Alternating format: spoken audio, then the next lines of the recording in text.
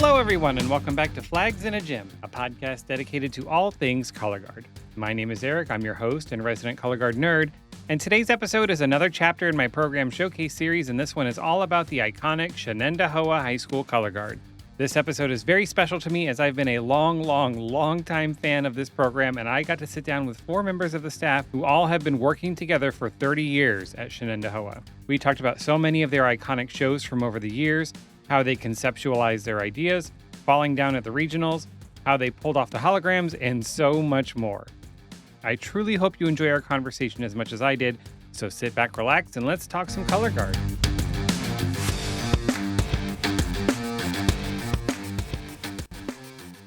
Hi, everybody. How are we doing? Good. Doing great. Doing great. Awesome. Happy Friday to you. We're recording on a Friday evening, Memorial Day weekend, nice holiday weekend coming up. And this is a very exciting episode for me because I am sitting down with members of the staff of the iconic Shenendehowa High School program, a long-standing program in our activity that pushes all sorts of boundaries. So I can't wait to hear all about this. But before we get started, I would like to take a moment to have you all introduce yourselves, give everybody a quick introduction of who you are and your experience in the activity. Scott, I'll have you go first. My name is Scott Snell. I am the current director of Shenendehowa and have been for the past 30 years. Been with the program 32. Marched in high school in a guard that actually didn't do anything with WGI, didn't do winter guard. So just marched in like a field band competition band, very small. Marched when I was in college with Boston University a little bit. Did a season with Suburbanettes, which is a callback from the older days. And basically have been teaching here at Shen ever since I got out of college. Wow. So 32 years. So that would put you at what, 94? Well, my first year teaching was, yes, the winter of 95. Yep. Mm-hmm. Wow. Yep. Wow. So I taught for 2 years before I took over the directorship. That's amazing. Yeah. How about you, Jen? Yeah, so I've been on staff for 30 years. So I started, I'm an East Coast gal, so I'm near Boston area, marched in high school, kind of got the bug. We went to WGI, and then I marched Suburbanettes. And so, so Scott and I, we knew of each other then. Then I moved out to like the New York area, and Jim Vitagliano, known as Jimbo, said, hey, Scott Snell is like coaching or directing a guard. You should really look into it. So I found Shenendehowa, and that's kind of like, sort of kind of where I am now. So I started as a flag technician, and I really more responsible today, more around the uniform design and a lot about the aesthetics of the show. Oh, very cool. Yeah, we'll talk about that in a little bit. Chris, how about you? I'm going to be your easiest introduction, Eric, because I have no history with color guard whatsoever. I was a dancer, and I had never seen color guard a day in my life until I walked in the gym the first time to teach kids, some ballet tech, and I was hooked. I actually gave up a teaching job in a really well-known studio in the country, the third oldest studio in the country, which was a great job and a great paying dance job. But what it wasn't was a classroom of kids that always wanted to be there, frankly. I showed up to the gym at Shenendehowa, and I watched these things get thrown in the air. I had never seen anything like it. I was instantly in love and addicted to the creative side of it, and left the studio and never looked back. Wow, that's crazy. What year was that? What year did you join Shen? Scott, was it 95 as well? 96. 96. So yeah, so you're 31. You're kind of getting the gist, Eric. It's like most of us have been together on the staff for 30 years or close to it. So super unique, right? And a great just friendship, almost like a family that we have. Yeah, that's very unique. Yeah. How about you, Bill? I'm Bill Ryan. I started with Shen in the fall of 2000. So I'm the newbie out of the group. 26 years. 26 years in. So I've been around drum corps and everything since I was probably about 7 years old. And I marched in a couple of drum corps, avant-garde, and then 27th Lancers. And then marched in the winter with Adonis. from Fitchburg, Mass. So we're all Eastern Mass people as well, as far as where we competed. I was teaching a couple of other groups locally, and Shen was out there, and I thought, if I'm going to continue teaching, I'd really love to work with that program. And one thing after another, it led to me coming on staff at that point, and haven't looked back since. So That's amazing. As three of you have been there 30 years and the other 26. That's incredible longevity to hold a team together that long. Yeah. Very unique. Yeah. Yeah, very unique. We will talk about your specific roles in a little bit, but I do want to talk about just kind of Shenendehowa itself to kind of give people an idea of where you're located and everything. WGI says you're from Clifton Park, New York. Is that the exact area, or is there an actual town called Shenendehowa? No, we're from a town called Clifton Park. Shenendehowa is the name of the school district. Gotcha. Okay. And where is that located in the state? Because I feel most people, we know where New York City is and we know where Buffalo is. So where are you kind of within the state? We're approximately 3 hours north of New York City. And we're, what are we guys, 15, 20 minutes north of Albany. So we're near the capital of New York. Oh, okay. So we're considered upstate New York, but we're on the eastern side of the state. We're, what are we guys, about half hour, 40 minutes from the Massachusetts border? about that. Yeah. That's right. About half hour, 40 minutes from the Massachusetts border, maybe 45 minutes to the Connecticut border. So we're very eastern side of New York State. Oh, okay. Yeah. We're 5 hours from Buffalo. Wow. Okay. So That's we are a like the opposite side of the state from Buffalo. My mom grew up in Agawam, Massachusetts, which is like just over the border in Connecticut. So it's probably not far from there. Nope. So very cool. What's the general area like? What's the Albany area like? Is it rural? Is it kind of a good mix or? It's mostly we have a lot of there's three main cities here in the area. There's Albany and also Schenectady and Troy, and we're kind of referred to as the capital district. And it's we have our city centers. With Albany, Troy has its own unique situation going on, and so does Schenectady. It's mostly that, but then you don't have to travel very far where you start to see lots of green and cows and things like that. So it's kind of nice because you have the urbanness around you, but then it doesn't take long for you to escape it if you need a break. Very cool. And I love the name Schenectady. I love that word. And that's where Mahanason's from, right? Mahanison High School? Yep. That's right. Yeah. Okay. Yeah, absolutely. Yep. I thought that sounded familiar. I was like, I want to be from Schenectady, Shenendehowa, all those fun names. I remember when I marched Kiwanis Cavaliers, I would drive up to Canada and we'd go through Buffalo, and there's towns Towanda and Gowanda. So every time we'd drive by, we'd be like, Go Wanda, Go Wanda. It's like, I want to live there. I'm just really happy you're even saying the name of our school right. I mean, we're starting off with a bang. Well, I will say, because I'm in Virginia, so I'm near the Shenandoah Valley. I'm Mm. about an hour away from that. So I talk so much color guard that Shenendehowa rolls off my tongue more easily. So I end up calling the Shenandoah Valley the wrong word all the time. So Well, Eric, I'm not gonna lie. I started 30 years ago, and I would say for the first 10 years of that, 80% of the shows we'd go to that nobody could say our name. We remember Chalktahatchee? yes, We were like phase two. That we were like the next school that came in that nobody could say our name. Choctawhatchee, Yep. Choctahatchee. I think Yep. Choctahatchee was the correct pronunciation of it, right? That's Yes. right. I don't need. Who knows? Patchy. Just like nobody knows how to say Shenendehowa. We're Shenandoah. We're Shehendanoah. We've been called everything. Just Shen, everybody. Just Shen is Just great. Shen. Just change the name of the guard to Shen High School. Shen is great. Yep. Yep. How bad are the winters there? Because I know obviously you said you're 5 hours from Buffalo. We know Buffalo gets feet of snow. Does that happen in the Albany area too? We don't really get the snow volume that other parts of the state get. Syracuse, Buffalo, they're all they get a lot of lake effect. I mean, we do obviously get our fair share because we are in the Northeast in New York, and every so often we catch a nor'easter that's coming up the coast that will really hammer us pretty heavily.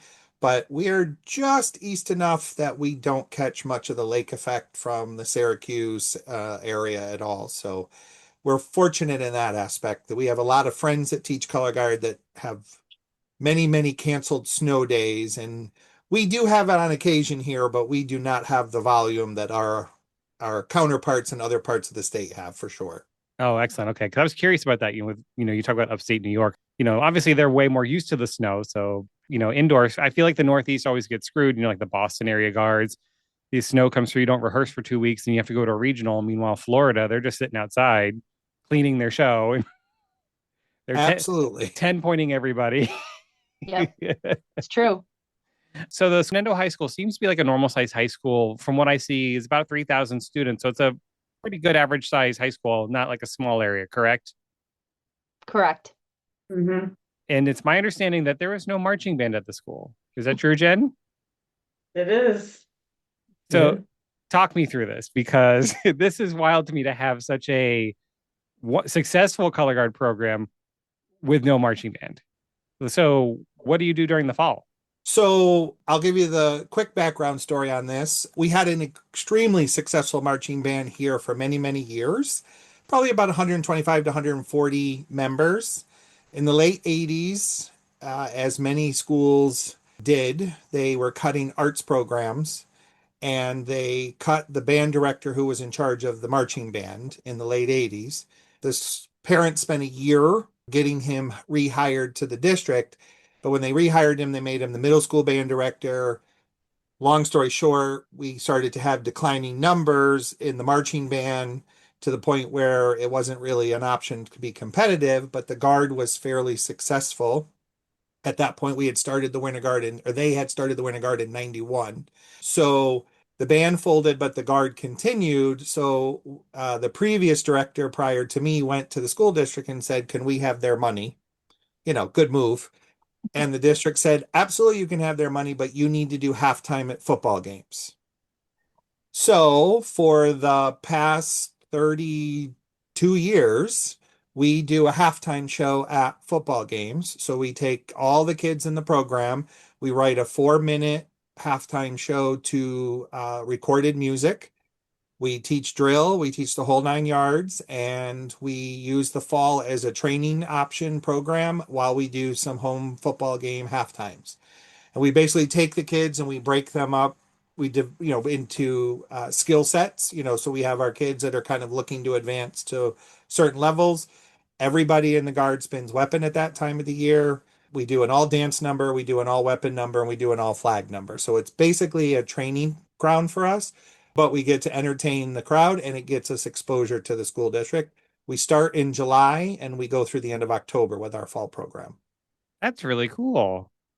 And that's smart. Yeah. Can we have their money? That's so smart. Yeah. So the nice thing that it does for us is, I've taught marching band before. I love the marching band, but we can kind of curtail the program to what our needs are in any given year without the constraints of the competitive environment. Or if we want, if Jen and Bill say we need to work on these flag skills, can you put the flags in a standstill? Then we can park the kids in a standstill for 64 counts and we don't have to worry about some judge saying, they need to move. So it's been a great asset, I think, to the program for years that we kind of can curtail that training program, keeps the kids spinning almost year round, and it entertains the crowd. And it's been good exposure for us because, we do a lot of the show concepts are very popular music. Like last year we did Wicked. This year we're doing K-pop Demon Hunters. So we kind of try to appeal to the masses versus marching band music in its more traditional environment. No, I think that's smart because you're also going to attract more kids that way. Yep. Like, oh, I want to go spin to K-pop Demon Hunters. I mean, absolutely smart to do. And then an indoor, you can take your more artistic route or whatever. But outdoors just fun and training. I love that. Yep. I love that. Bill, is the Color Guard kind of a coveted group to be a part of there? Because it's been such a long-standing, successful program. Like, do you bring a lot of kids in? They're like, I want to be a part of the Shenendehowa Color Guard. Well, like everything else, we're competing with cheerleaders and a dance team as far as who we can get for members. But we do okay with our recruiting, and we try to get kids started. What is it, Scott? Fifth grade? Yes. Yep. We start recruiting out of fifth grade to start building the program from there. And I would say this, what I usually say to our kids is that there's a reason why you can walk into a school somewhere far, far away from here. And if you say Shenendehowa and somebody says, I know what that is, it's not because of our football team. It's because of you, the color guard. So in that respect, if it was me, I'd be like, I want to be a part of that. They go away and they come back and they're always winning these world championships and all this business. So the kids that we get, they want to be there. They're, excited to be a part of it with us. Yeah, I love that. I mean, like we said, name recognition in this sport. I told some people I was recording with Shenendehowa. I talked with the Fusion staff on Monday, and they were so excited to find out that I was talking to you all. They're like, "We love Shenendehowa. We can't wait to hear that one." So you have many, many fans out there. Are there other schools in the area that we might recognize, like from Color Guard World? I know I'd mentioned Mahonison, that's in the Schenectady area. Are there any other like names that maybe go to WGI or we might just recognize from the activity? About an hour away from us, or a little bit more than an hour towards New York City, is Arlington High School. Oh yeah. Yeah, they're just outside of Poughkeepsie. I think that's probably the closest. The next one would probably be to our west, probably almost 2 hours away, unless I'm missing someone. Scott, am I? No, no. The next clue, we belong to the Mid York Color Guard Circuit. So Syracuse is the next kind of epicenter of Color Guard. So John C. Bertelbaugh is from that circuit. Liverpool is from that circuit. Victor High School, Brigadiers, they're all part of the circuit that we belong to. But Cicero, North Syracuse. yep, Okay. yep. But we're an interesting dynamic in New York because we belong to a circuit that's probably, what are you guys, about 2.5 hours west to east apart, and then about an hour and a half north and south. So we travel quite a distance to compete on any given weekend most of the time, just because of the larger geographic size of our circuit. Gotcha. Okay. So how far would you say the Syracuse area is from your area, roughly? 2.5 hours. Okay.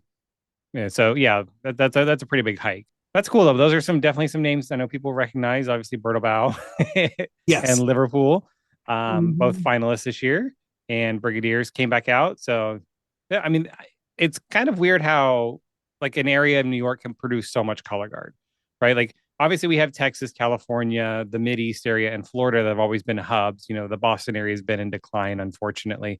But then like you get these areas like upstate New York, it's just like we just rattled off all these names. It's like what's in the water up there? Like how's that all happening? So I'd love to see it. Does the town or area of Clifton Park support the school in any way? Are you like in the newspapers? Do they make a big deal out of your like your championships or when you medal or your trips to Dayton, anything like that? I think we get the occasional article, Eric, but I mean, I think for as much as I want to recognize what you just said about the fact that it is a growing sport, the truth is ourselves and Mahonison are the only local schools in the capital region, that have a color guard. And so I actually think that we're very much under the radar, frankly. Even Mm, Shenendehowa, even a world-class color guard that has a history of making the finals at WGI, I know I think we're somewhat under the radar, and I in some ways maybe the best kept secret. It's a great sport, right? It's creative, it's beautiful, it's intriguing, it's physical, it's athletic. It's all the things that made me, as I mentioned before, not want to return to a traditional dance studio. But is it widely recognized and is it, quote unquote, made a big deal out of? No, I think we're still this enigma, non-traditional sport that the average Joe still doesn't quite know what we are, other than maybe associating us with marching band or something from the military. I think even after all these years, we we still battle that. Mm. oh yeah, absolutely. Yeah. It's like when I try to say I tell people I do a color guard podcast, they're like, color guard, what's that? I'm like, okay, have you ever seen a marching band, the flags on the field? Oh yeah, that's all they know. So I'm like, it's that. Yeah. And I'm like, I don't have enough time to explain the intricacies of our sport. But I'm like, yeah, it's the flags. I mean, you see the size of Shenendehowa, the World Guard this year. We're like 10 kids big. We're a small unit for a big school district. A couple of years ago, we were talking, especially coming out of COVID, when we knew we were going to basically, as a New York color guard, right? Like we were the most shut down state next to California in the entire country. We truly missed 3 years of recruitment, and it was almost like having to start all over again. It is by the grace of God that somehow we rebuilt ourselves to get that silver medal last year and somehow sneak ourselves into the world class this year. It was literally by the grace of God, because I said to Scott, we literally have to start all over again. Him and I had a conversation about, let's stop using color guard as the forefront of our marketing. Let's tell kids, come here and learn dance and gymnastics, and we throw things, right? It sounds hilarious, but kids know what dance is. They know what gymnastics are. Parents are willing to pay the big bucks for those sports. So let's try marketing this a little bit differently to try to gauge interest in different ways. I'm not complaining. We have a great community. We have a wonderful school district. They're both very supportive. Are we still a little bit under the radar? Do I still think we're the best kept secret? Yes, I do. You were small this year, but you know what? You're small but mighty. And I say it, a good friend of mine says it, quality over quantity. You don't have to have 40 kids on the floor to be effective, to be successful. So you can stage around 10 or 11 kids and be very successful with it. And I feel like kind of with Shenendehowa, you have kind of had smaller teams, especially on the higher. I know you have multiple teams. You know, your top team has been a little smaller, but it's still, I mean, you're still making finals at Dayton. No problem. You medaled last year in Scholastic Open. Yeah, I think we're probably a little prepared for it to be a little bit more challenging in the world class, just because small color guards tend to have a harder time making those really big effects out on the floor. And I know we'll probably talk about this later. We'll just do what Shenendehowa does, right? We'll continue to tell great stories, and we'll try to put shows together that we think are really unique with elements that we feel haven't really been done before. That's always kind of been our niche. Yeah, I mean, you did it this year. You knocked the socks off a lot of people this year. I was at the Indy Regional when you all came out there, and we're gonna talk about it later. But when those holograms popped up and the gasp in the audience, I was just like, "You've got to be kidding me!" This was, I mean, I was hooked from the beginning just because I love the program. But I saw it and I was like, "I'm done." Like, like this is incredible. The reaction never got old all season. I bet. I was telling people, I was like, you have to see this from the front because you couldn't see it through the back. I was curious about that. So I asked some people that were sitting in the back, I'm like, no, you can't see it, because they were like, why did everybody gasp? And I'm like, oh, you didn't see it. So I tried to get a video of it in finals, and unfortunately just the frame rate wasn't fast enough. So I'm like, you get an idea of it. And that was my concern with you for Flo. I'm like, you're going to go to Dayton and Flo's not going to be able to capture, you know, what's happening on the floor. But actually the cameras, I think, were strong enough that it was about 90% effective on the Flow camera. Mm-hmm. Yeah, it was pretty decent. You could sit at home and at least get the idea of what we were doing out there. Yeah, it was so damn cool. Let's talk about the guard program as a whole before we get into show specifics. So Scott, you're the director, and you had mentioned you'd been there for director for 30 years, on staff for 32. And one thing I love about you is you are your kid's biggest cheerleader. I've been at many of your shows where you guys are performing live and you're in the corner by the sound table screaming your head off and just cheering and clapping and just supporting your kids. And I love that. Thank you. I love that you're loud and proud for them. Thank you. Much to the demise of my staff sometimes, but I try. I have calmed down over the years. I have reined it in a little bit. Eric, we're literally afraid he's going to have a heart attack one of these years. Well, I will say at the Bethlehem Regional, you did get a little excited and I saw you fall. I did fall. Yes, I did. I did fall, and I did startle that side of the audience a little bit. I mean, you caught my eye and I'm like, he's good. He's good. I see him. He's good. I'm good. I was all good. The things we do for our kids. I love it. Yes.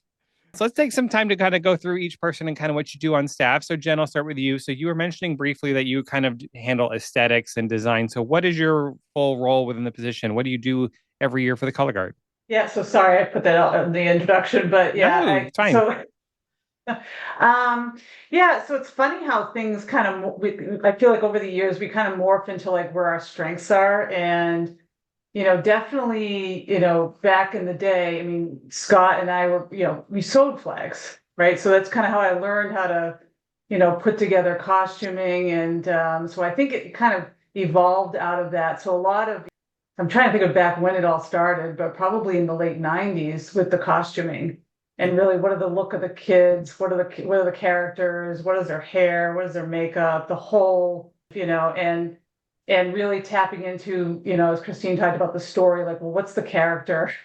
What are we trying to portray? So there's quite a bit of time spent on that. I'd say, the last few years started to actually make the prototypes, and then before they go out to production, I don't make all the uniforms. We source that.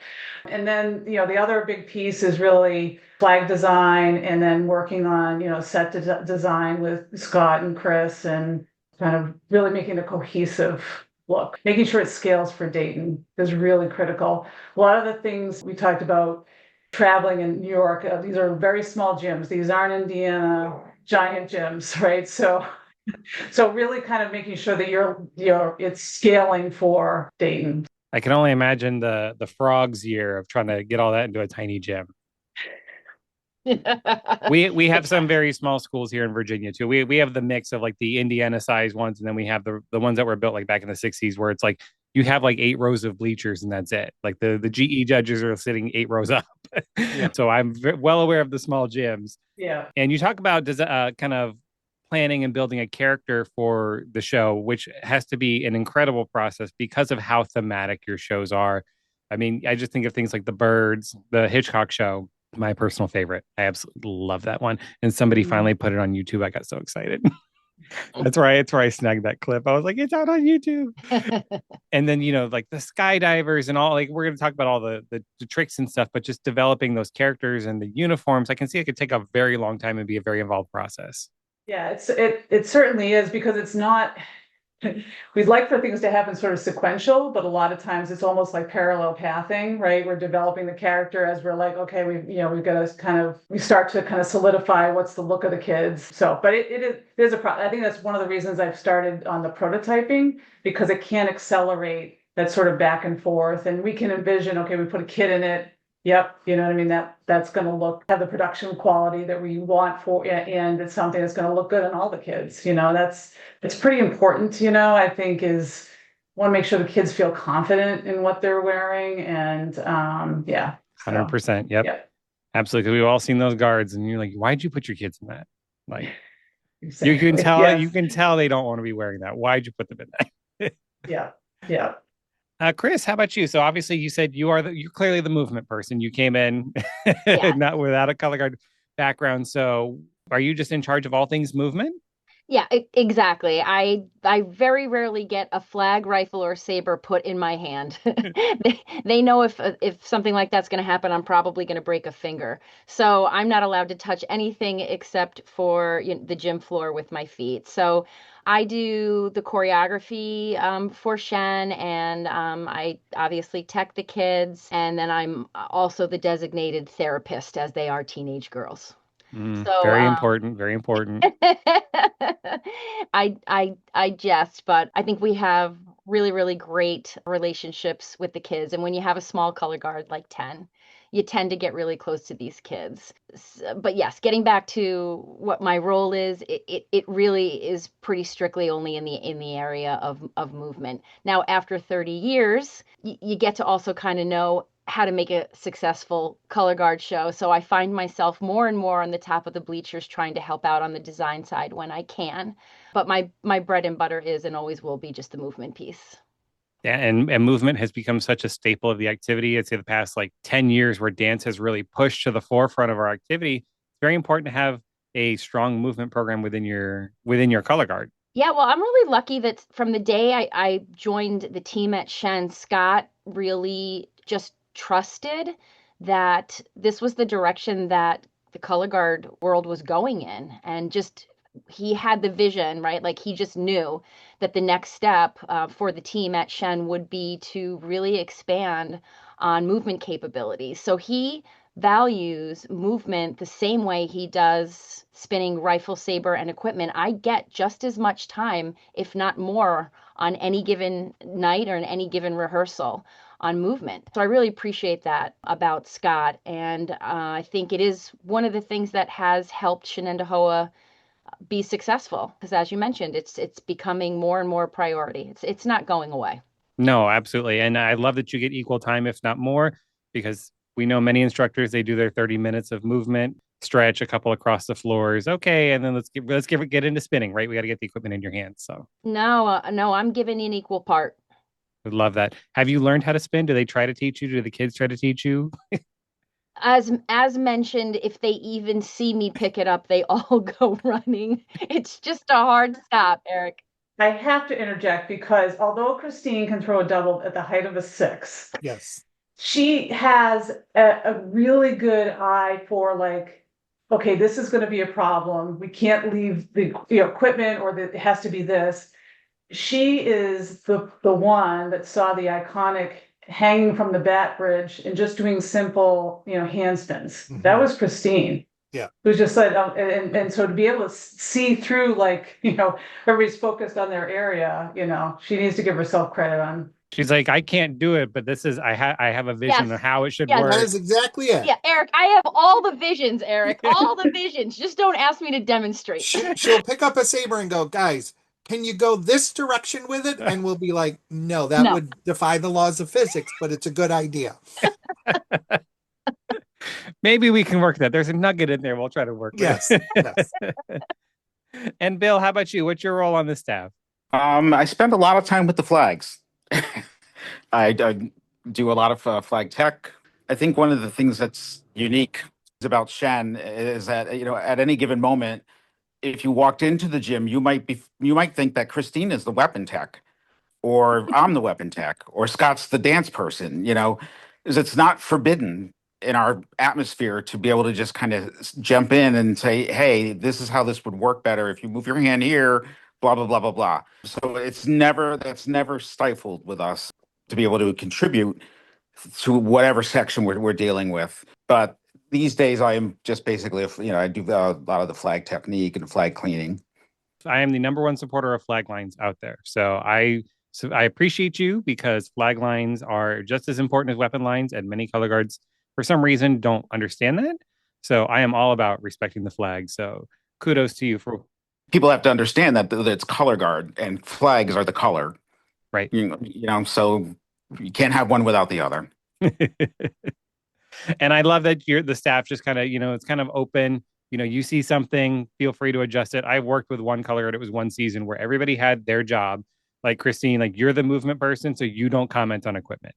And it's just so strange. It was just like, okay, well, I can see the problem, but I'm not allowed to say anything. And so it's like, I lasted one season at that school.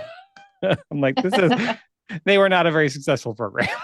That is not us by any stretch of the imagination. As a matter of fact, we've coached together so long, the four of us, most of the time we know what the other one's going to say before it even comes out of their mouths. Or Scott will say, I have an idea, and I'll say, is it this? And and it's just like, it's unbelievable. We basically share a brain. I mean, you're working together for all four of you for 26 years. Yeah. Yeah. I believe it. Mm-hmm. So Scott, what are your roles as the director? Oh, I just sit up in the bleachers and yell at everybody. Yes. So I don't know if it's unique, but the way we structure at Shen, I'm the director of all the programs. So the world team in particular, I kind of try to take the lead with the parents regarding props a lot of the time. Jen will bring costume designs and whatnot. And then, I'm the guy who goes to the companies, and then Jen and I get involved with the companies. So I do a lot of the logistics. I do all the rehearsal facility setups, all the busing setups, all of those kinds of pieces of the puzzle. I'm the liaison with the school district for all sorts of fun things. In the rehearsal structure, I kind of pick up pieces where I need to, and then I try to, I run a lot of ensemble, big picture up top. With the two younger teams we have, I do all the drill design there. So I have a different role. I mean, the role's the same, but there I do have the drill design piece. And with the world team, if there are modifications, changes, rewrites that have to be done throughout the course of the season, a lot of times we manage those in-house for time purposes. So I try to do as much of that as possible. So, and as Jen said, in the early years, Jen and I were sewing flags and ironing uniforms, and we were dumpster diving one year for props. So we going to Barnes and Noble and listening to music, buying CDs yes. we'll never use. So we kind of do everything here. But Scott also is like, he knows every count of every kid's role in the show. He'll know. I don't know how his brain retains it all. It borders on amazing. creepy. And it's funny. He'll turn to me and he'll be like, "Bill, the 12 is here, right?" And I'll be like, "What are you asking me for? You know." You know. If we did staff run-throughs, Scott would totally kill it. Oh, he gets a gold medal. Okay. Yeah, Back in the old days, we're getting too old for that now. too old. Yeah. Yeah, I can do half the stuff your kids are doing. So you get up on the bed and throw a seven, okay. Or do spins with my leg all the way up here. Yes. I mean, the leg strength for that, I was just like, That kid's 15 years old. Yeah, that's a freshman. wow. We got babies, Eric, babies. Last year when we were coming out of getting the silver, we had to move to the world class. We only returned with like 6 or 7 kids. We had to pull kids up from our Scholastic Regional A color guard. Yeah. They're young, but they're fire. And you know what? If the fire's there and you have all those years to work with them, Yeah, that is the beauty of where we are right now. To Christine's point, coming out of COVID, we had quite a few years where we couldn't recruit. We had 50 kids in the fall program, 39 were ninth grade and below, and only 11 were upperclassmen, well, sophomores, juniors, and seniors. So we're very bottom heavy, which is very exciting for us over the next couple of years for sure. yeah, stressful now, but very exciting for future years. Yes, yes. Long-term planning, we're feeling good about. Yeah, it's just like, oh, we're going to World and we have 6 kids. All Yeah. right. 6 That kids was in it. Scholastic That Regional was A to it. move up. Woohoo! The kids turned to us after awards and went, "Do we have to go?" And we're like, "Yeah, there's not a choice there. We don't get to say no. That'd be nice, Thanks for wouldn't the it? offer." It'd be so nice. That would be like, you know what? We're actually, we're gonna stay open. Yeah. It's just it feels right for us. Like, Thanks anyway. yeah, it's an honor to be nominated, but Yeah. Yes. Totally. so how many programs do you have at Shen then? So I feel like you have 3. We have 3 programs currently. So we have the world team. We have a team now that is in the A class, and then we have a regional A team. Prior to COVID, we had 4 teams, but coming out of COVID, we've been maintaining 3 teams, which for my sanity, I'm much happier about. I'm sure. And the A team you took to the Bethlehem regional, right? Yes, that They is had correct. the motorized curtains. Yes. Mhm. Yeah. Okay, I do remember seeing them. Yeah. Yep. Okay, so 3 programs, great. And about roughly how many kids total in the program? This year we had just a little over, we had 40 kids between the 3 programs. Nice. Nice. So yeah, lots of kids there to work with and to grow, and hopefully we'll have more on the world team next year. That's the goal. The Shen program has been around for a long time. You have an incredibly long history, and you've competed in Scholastic A, Scholastic Open, Scholastic World, and Independent A. I was just curious as to why some of those years you decided to move over to the independent side as opposed to staying in Scholastic. So our early years, I think it was, what was it, 98, our first 5 years of more or less in independent A. We moved there originally because we had a performer who moved out of district, and we were trying to get that performer to still participate with us. That didn't work out, but by the time we kind of worked it through with the school, we were already kind of committed it into independent A. That was our very, very first year we ever made the final in 1998, which was our second year working together more as a staff, back in the day. So we were like, oh, this worked out well. We kind of stayed there for the next couple of years. The second time we went into Independent A, we had a Scholastic A program, and we did not want to compete the 2 programs against each other. So we chose to go to Independent A with the varsity level program. That's why we've chosen that's the 2 times we've been in Independent A. That's why we've chosen to do that. Gotcha. Okay, so you had 2 Scholastic A guards, like kind of like a Yes. varsity and a JV, and you didn't want them Yep. competing against each other. Yeah, because in our circuit, we have levels of Scholastic A, as most circuits do. So they were what we called at that time a Scholastic A2 team, but we would have had to compete against them at the regional. So we felt like we didn't want to be that direct comparison for the kids. It was just not a good situation mentally, Gotcha. I don't think. So that's why we chose to put the varsity into Independent A at that time. Gotcha. Yeah. I mean, I've seen it. I've seen some WGI scores where schools take their varsity and their JV team, and the JV team has either beaten or is very close to the varsity team. There were groups in Kentucky, Tennessee, or whatever. They had an independent A and a regional A. The regional A got bumped to independent A and then beat the independent A Oh, okay. at the next show. So it was like, Yikes. so I can see that. We'll take them in on the independent side, so we don't have to worry about that. So Yep. I was just curious because I know some groups have done it to avoid like you got promoted to world this year. I'm like, I don't want to go Scholastic World. Let's come out independent this year. Yeah. Yeah. There was a North Carolina guard that did that. They won Scholastic Open, and they were like, so they were like, "Whoop, independent." Problem solved. Well, WGI is cracking down on that a little bit, so you have to be careful about that. True. Well, now we just take a year off, and then we come back out later. So that's the Yeah, but WGI has a rule now. You cannot go back a class until you have gone to Worlds and competed in the promoted class. Oh, I didn't know that. I thought you could just not Nope. skip date in a year and then move back Well, down. and that's why the rule came about is there were groups that would, win, medal in Scholastic Open, decide they would spend a year doing Scholastic World locally, not go to Dayton, come back to Open, find themselves in medal contention again. So WJ has a rule now, you could not go to Dayton for 5 years, and when you go back, you have to compete in the promoted class. So Wow. they've kind of closed that loophole a little bit. Well, good. It kind of cracks down on the medal chasers, right? Yep, absolutely. So rise to the occasion, rise to the challenge, right? What would you say the focus of your training program is? Do you focus more heavily on movement, equipment, performance? Like when especially your new kids, like I've learned that a lot of guards are starting to focus more on movement because they're like, that's the harder piece to teach. Like the hands are actually kind of easier at times. It's the movement that they struggled with. So what is your approach to training for the color guard?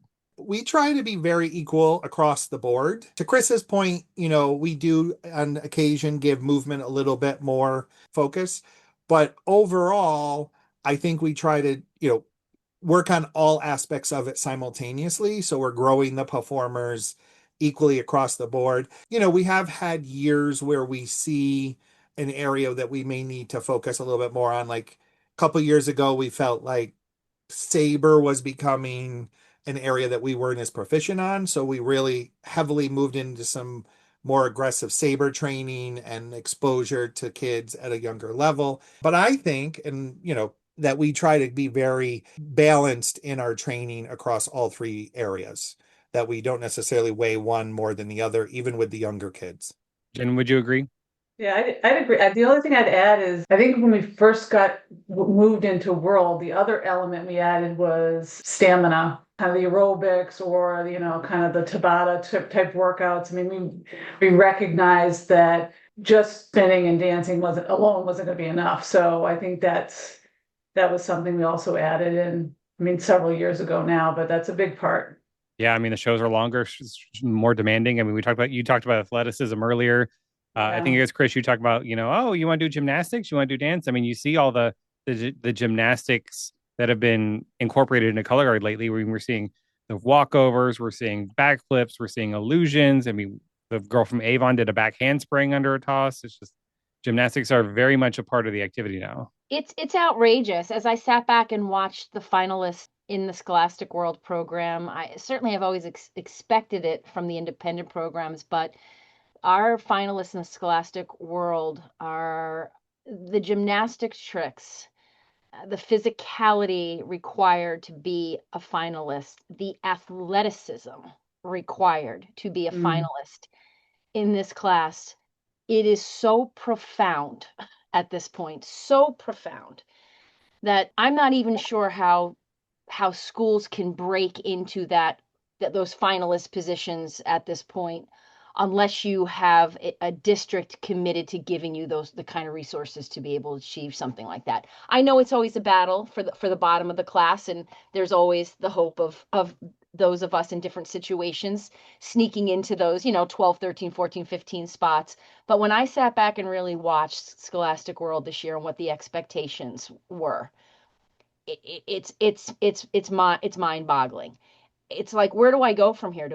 Do I talk to Scott about asking for a gymnastics coach to now be brought in, a theater coach? Do we try to get the school district to let us teach this as a class? I mean, how do you compete? How do you compete in this class? Those top 12, I would say, in the class, they're tough to touch. The resources, the capabilities, the support, the only word I can think of is just it's profound. God bless them. Yeah, and I think most of those schools, I probably couldn't name all of them, but they do have color guard as a class, which is huge. I mean, Hmm. when you have rehearsal every day, I mean, you have those kids for an hour, hour and a half every day. I mean, you can just doing technique and what you can get these kids to do, and all these kids on TikTok that see all the tricks and they want to learn them, and they start pushing each other. So Yeah. Yeah. it's So for a school like Shenendehowa, where let's share, shall we, Eric? Let's throw caution to the wind and share stories. So the last time we broke into the world class, it was like a similar boat. Our jaws were on the ground, our heads are spinning. How are we going? Within a few years, right? We figured it out. We figured out how to be a finalist in the world class. But we had this joke with one of the other schools. We were calling ourselves Wopen class. I think it was the Bellevue staff. We were we were out in the hallway. We have to go in. We're about to talk to the judges and critique. And it's like, we're not quite world class. We're a little too good for the open class. We should just have something in the middle called the Wopen class, and we were all kind of laughing about it. But there is a certain reality, right? Like that top 12 in the world class is just hard to touch. But yet, maybe we need to be pushed a little bit out of the open class. So we need to create a Wopen class for the Shenendehowas of the world. well, what's funny is last year at the proposals, percussion that was on their list. They had they were introducing a fourth. It didn't pass, but it was like Wopen. They wanted an open plus or a world light, whatever you wanted to call it. They were proposing a World fourth light. a fourth class Like in world light. between. And I think it's the same on the independent side as well. I mean, you talk about the battle to make independent world finals, like you said, those top 10, you're not touching, right? Fusion, Paramount, Blessed Sack, Fantasia, they're Yeah, not going anywhere, right? Unless right. something freaky happens. Yeah, So you have all these guards fighting for 10th, 11th, 12th, 13th, 14th, 15th. right. It's the same on the scholastic side. So it's like, do Yeah. we propose another class above world? Universal class, Universal Eric. class, right? And you move those 8 or 9 groups up there and let them have their own battle and let them go hog wild, and they can have their weighted scores that they want that's focused more on the composition rather than the excellence. And then you can have, world class kind of be like Wopen. I like Wopen. I get it. But you know what? At the end of the day, this is a competition sport, right? We knew what we signed up for, and there are going to be color guards that don't make the final. And you know what? That's okay too.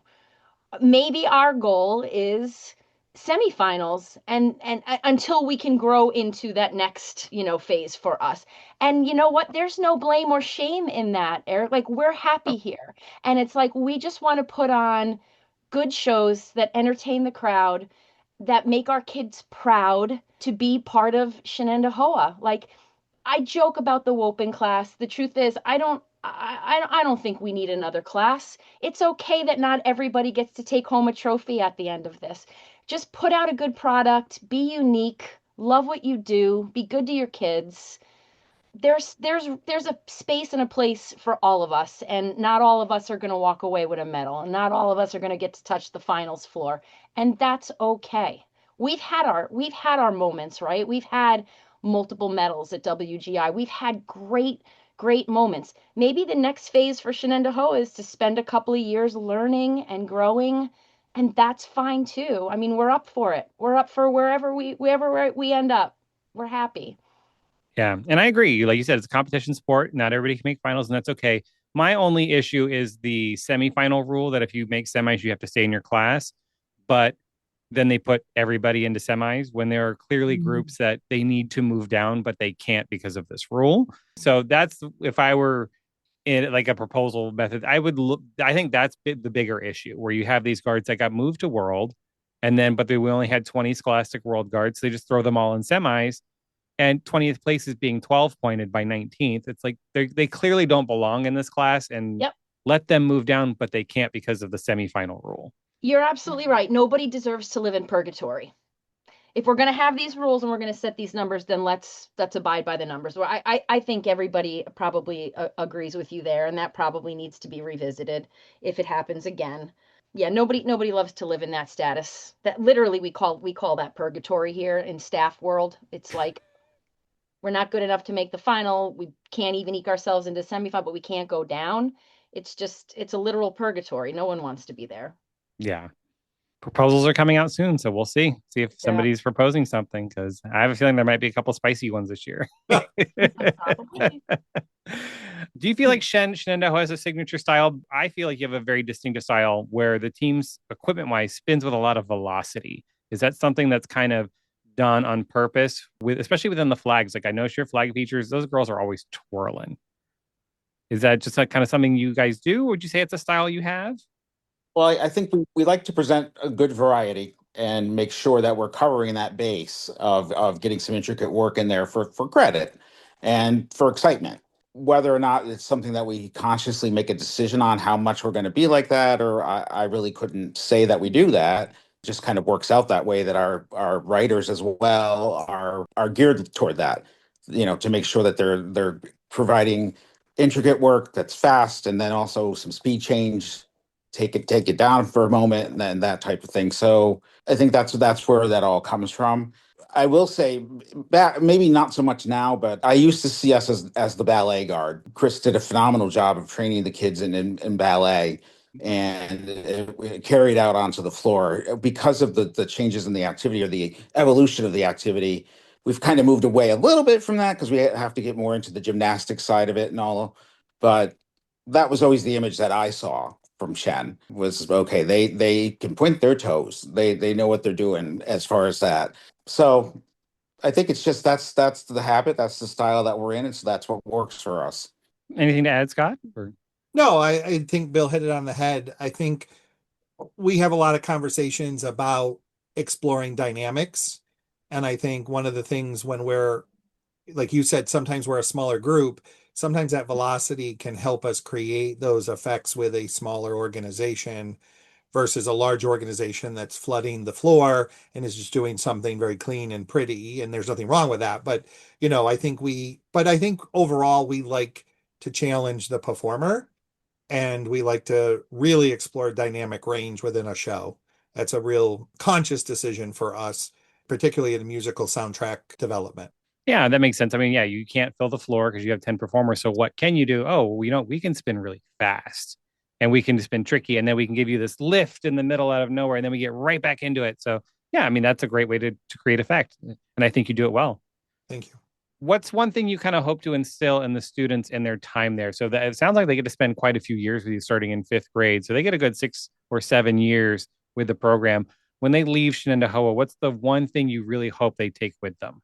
I think, I think the biggest thing that we try to, or I talk to the kids a lot about making memories and, connecting with their teammates and making sure that they don't focus on the scores. They don't you know what I mean? Like we try to not push the competitive piece as far as this is the end all be all of what we do. And I hope that through that, the kids learn a lot lessons through life. We talk about a failure at a skill at rehearsal is a lesson towards success down the line. So I think we try to instill those kinds of ideas in the kids. I think we spend, like you said, the kids can join us in fifth grade. We had 2 seniors that graduated this year that spent 9 years with us. So Wow.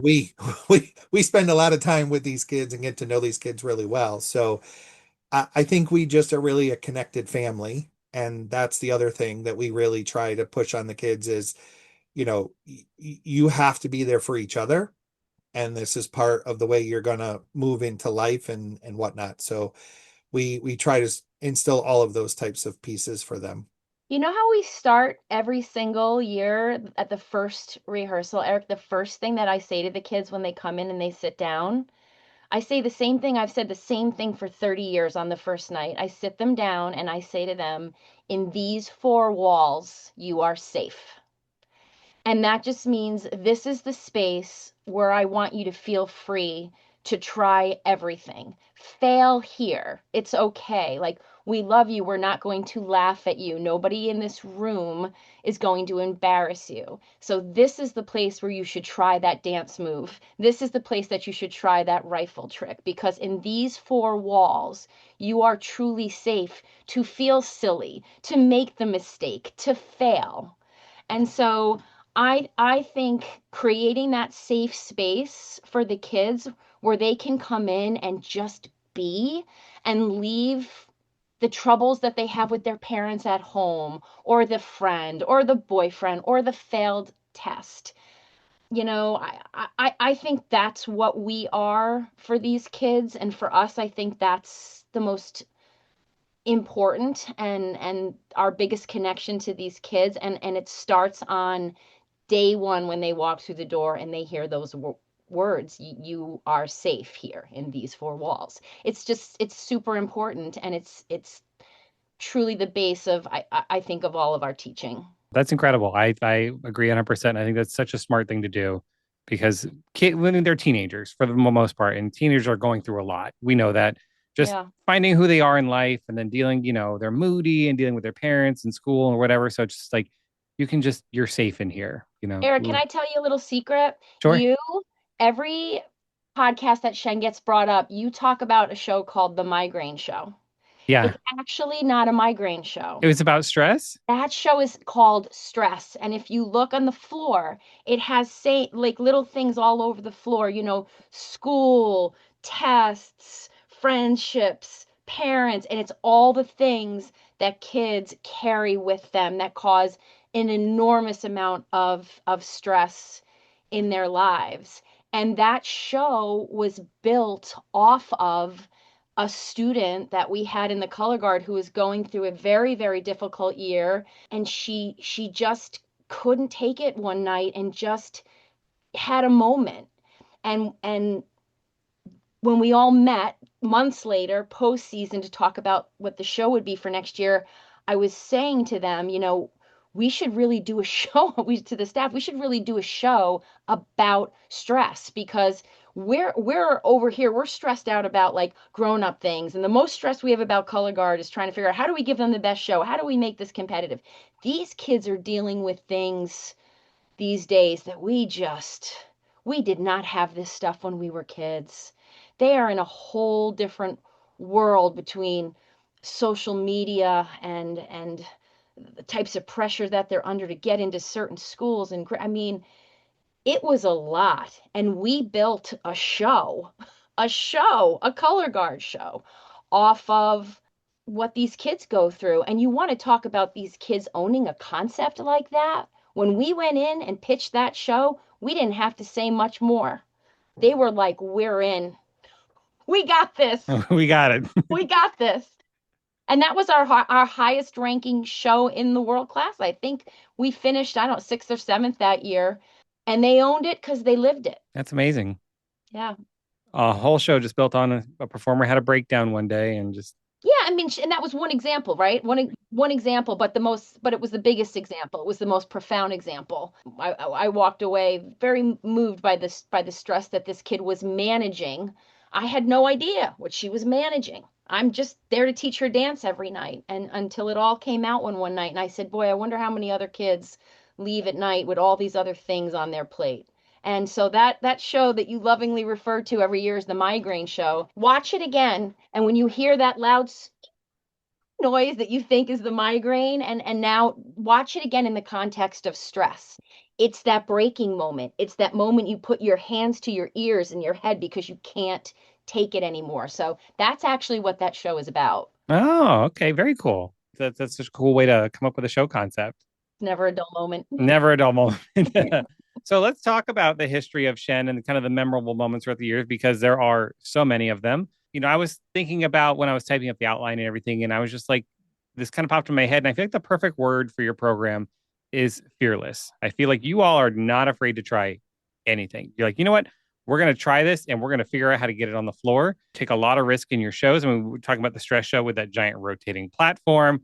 I don't want to call them gimmicks. What would you kind of call these cool things that you pull off, like with the skydivers and then the holograms this year? I don't want to call it a gimmick. Well, what do you all kind of reference them internally as what you're doing? Yeah, I would say, Eric, one thing is, I mean, having been around color guard, since I was 13 and watching shows, the last thing I want to see is the same show I saw 5 years ago, last year, with the same music. I want us to stand out and be unique.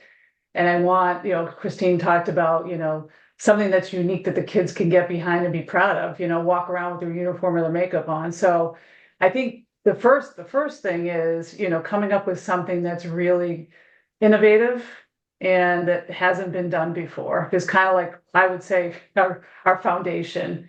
And then it kind of blossoms from there. I mean, Scott can speak more into like, some of the prop designs or some of the technologies we're getting into now, but, finding ways to take a story and a character and then sort of build from there, kind of these unique general effect moments and things like that. Yeah, I mean, the creativity is off the charts with you all. I mean, just kind of ones I do kind of want to talk about. I'd love to pick your brains on a few of them, but so the velvet floor that you did for a couple years, how'd you do that? Did you actually like glue velvet to a floor, or how did it? Yep. So we didn't really know what we were doing.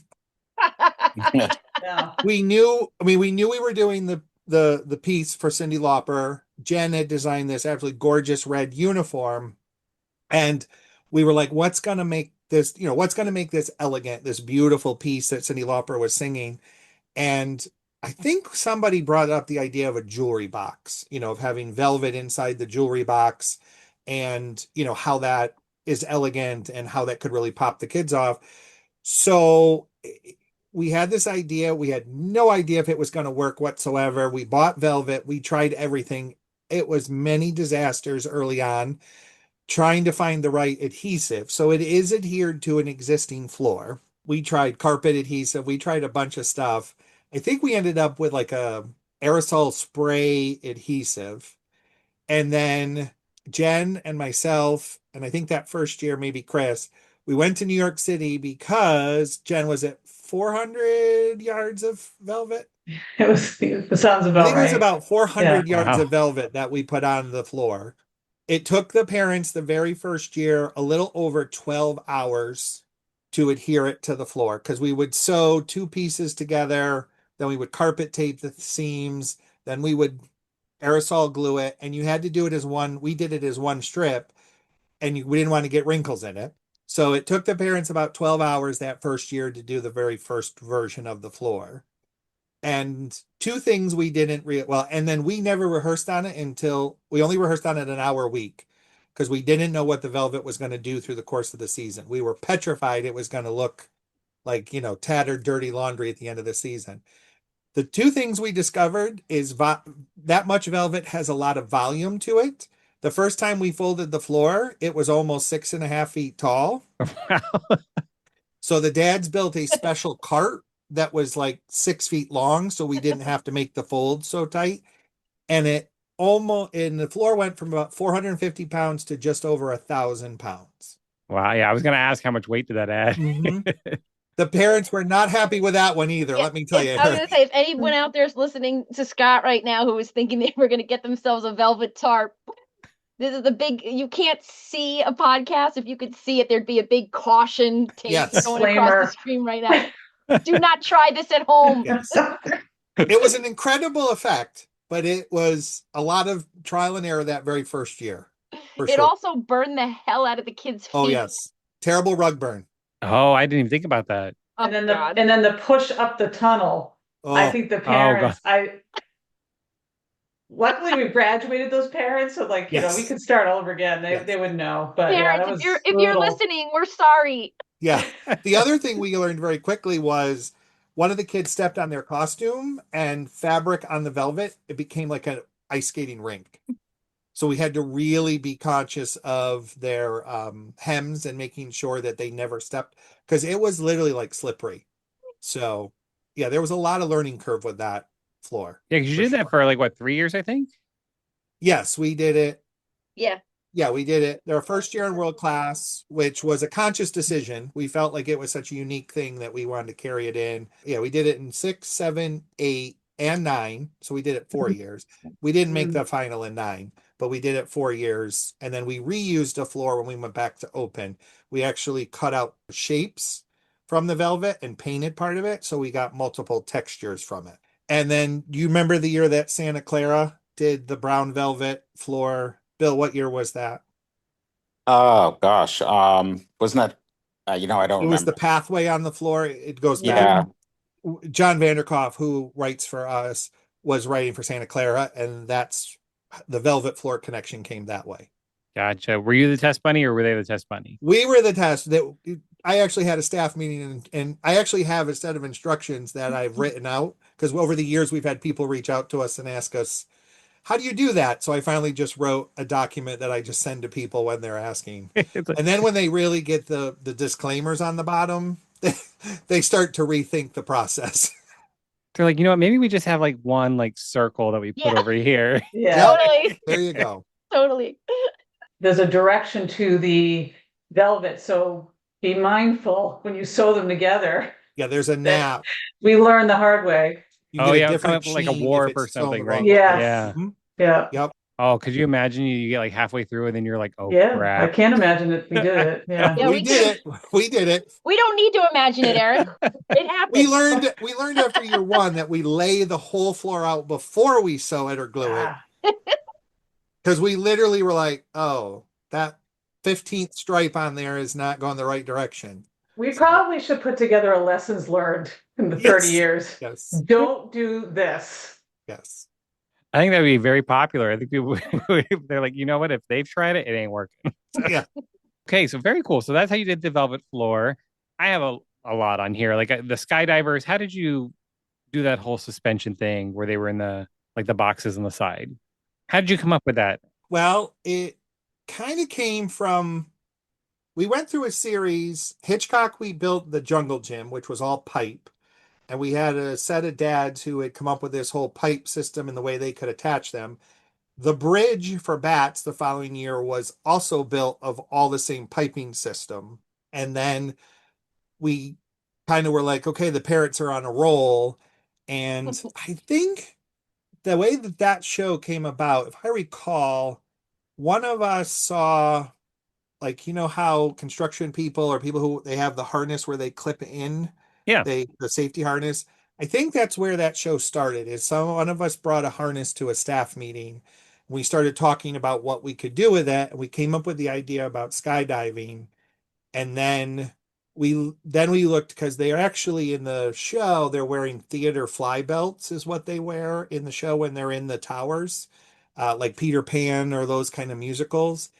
Once we got down that road, we basically went to the parents and said, so there was a winch on the inside that the kids had a remote control on their wrist.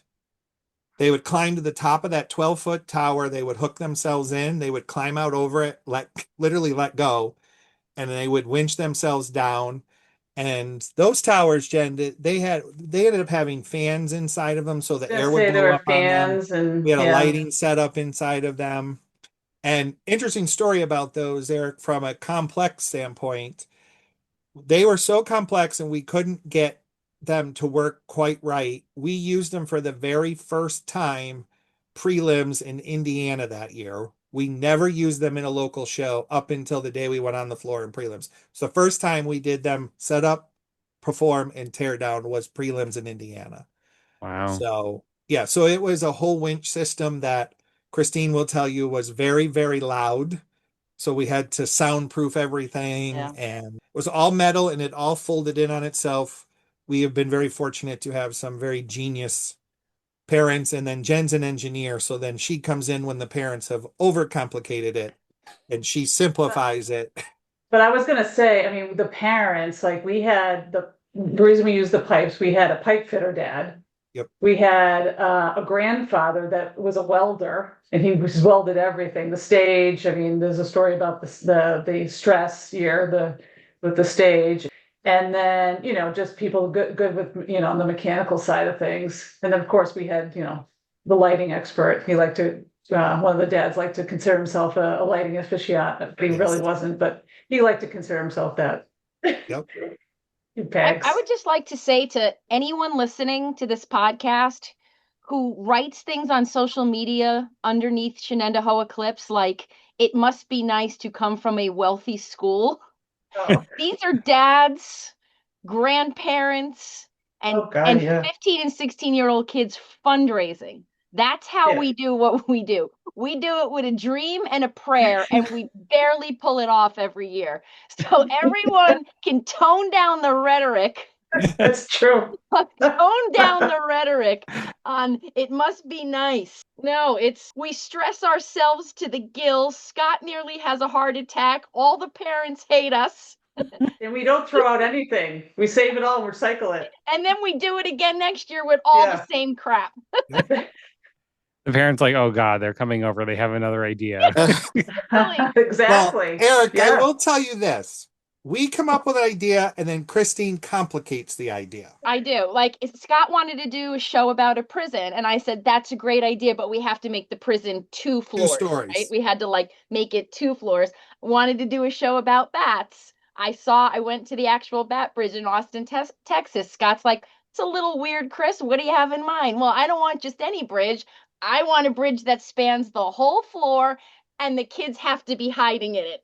It's like any idea, I will find a way to make Scott's lives and the parents' lives worse. They hate me. Christine will come to me and say, let's do this. And I'll say, I'll go talk to the dads. And I'll walk up and the dads will go, oh no, Christine's talked to you, hasn't she? So she has a reputation now. I have a question about the Bat Show because I never saw setup. Were the kids already in the bridge when you rolled them out? Yes. Yeah, Yes. so that was actually the most fun part about this. The only reason I even wanted to do the show was all contingent on you wouldn't know where the kids were.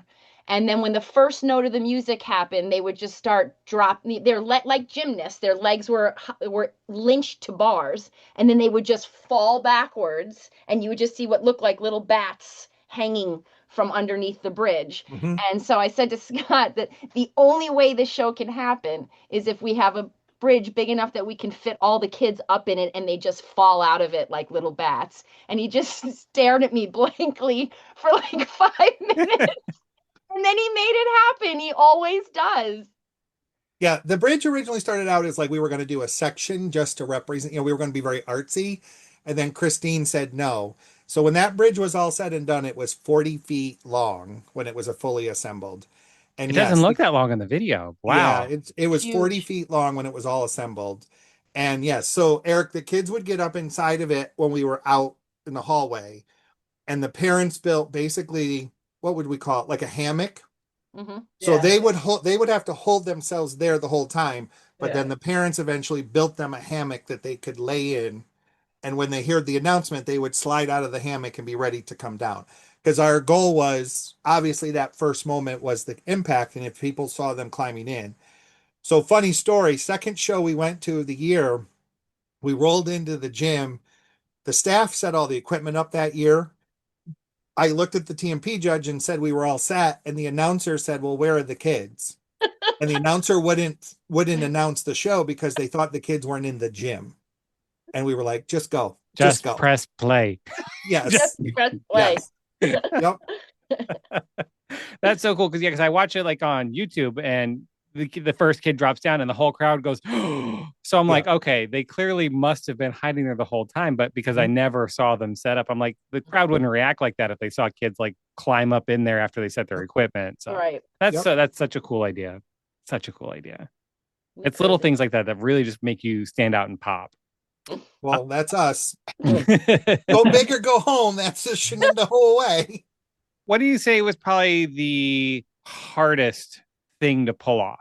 Was it the rotating platform? Was it just the expansive setup of the frog gear? Was it the skydivers or anything? What would you say was kind of the hardest one to pull off? I think Hurricane. It was actually the year that we didn't get to do WGI because of COVID. And our show was about a hurricane. And we actually made it rain on the kids.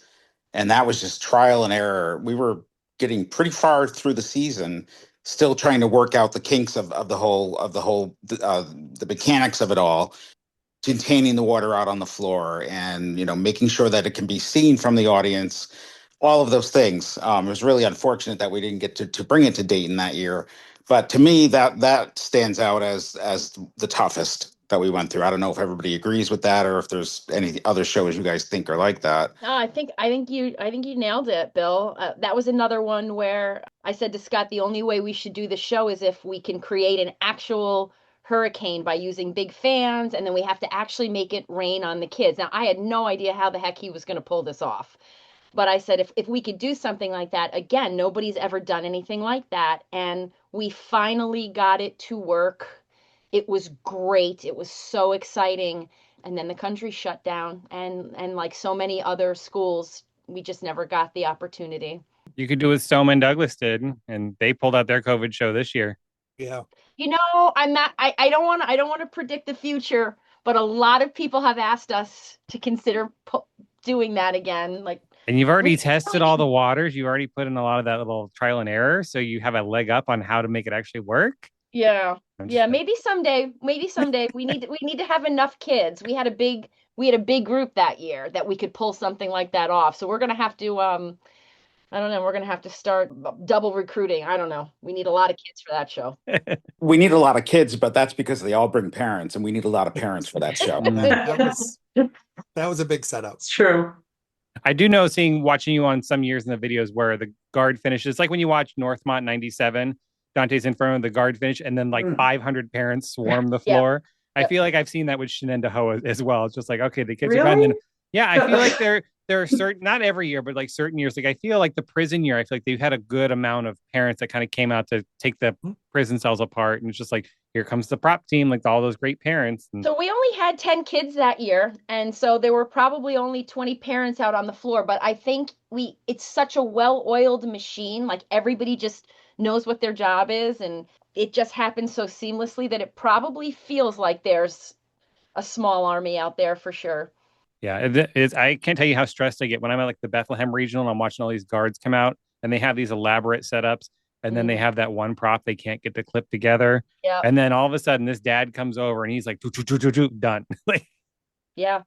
The parents are amazing. Yeah, I would say one of the most stressful year probably for me from a prop was the rotating stage. Oh, yeah. Mm-hmm. The rotating stage was a lot of engineering issues. And when that prop was all put together, it weighed over 3,200 pounds. Wow. Because it had to hold the kids and it had to be able to rotate and it had to have that foundation. The first time we practiced putting that prop together, it took us 20 minutes to set up. The dads were like, they came over and the dads were like, we're close, right? And I go, we're close. Yeah. We've got enough setup time to do the whole season in one show. So we can, but God bless them. They got better and better. That literally was like a NASCAR because that had to go together in sequence or it didn't work. That was a tough one because it was hard to test it a lot, wasn't it, guys? The kids didn't get on that stage until a week before dress rehearsal was the first time we had the stage fully functioning and could actually start choreography on it. We broke it the day of dress rehearsal. And then I don't know, Erica, if you know the most famous story, but the day of finals, we rehearsed. We'd had a great week. The parents decided, they're going to take this traditional picture with the kids at the last rehearsal. And 2 hours from finals. 2 hours from reporting for finals, everybody got on the stage and it had never been tested for that number of people. And it collapsed and it got holes in it. Oh, no. So we literally broke the prop to the point where it was unusable with 2 hours to go to finals. So this is where I truly believe we have some of, everybody has great parents, but we have a whole nother level of gear of parents at Shen. I literally handed my credit card to two moms who headed to Home Depot, bought all new plywood, screws, everything we needed. The parents came back to the hotel and in the parking lot, reskinned and rebuilt the stage. In 2 hours. Before we had to go to the arena. They put it together in the parking lot and made sure the kids could see it run because the kids were crying. It was bad. It was bad. Eric, it was bad. And we got out. I don't even know what their finals performance looked like because I stared at that stage because there were parts of that stage that never got repaired that we were just praying that would get through the performance. There were metals that were bent that we couldn't fix. So that's the most famous. Talk about stress. That was a true immersive show, not only for the kids, but for the staff as well. That's probably our most famous, like, broken prop story that we ever have had. But I don't know what I would do. Like, I would just be like, it's WGI finals.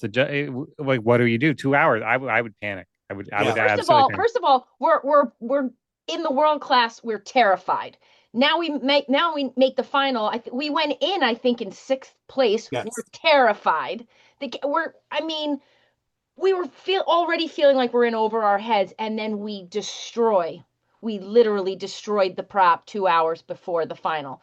Luckily, at a regional, the stage had become unplugged and it never spun in Oh, prelims. yeah. And the kids on the fly rewrote the show on the floor. Were literally like, you go left, you go right, face this direction, and talked themselves through the show at a regional. So they were just like, well, we've been here before.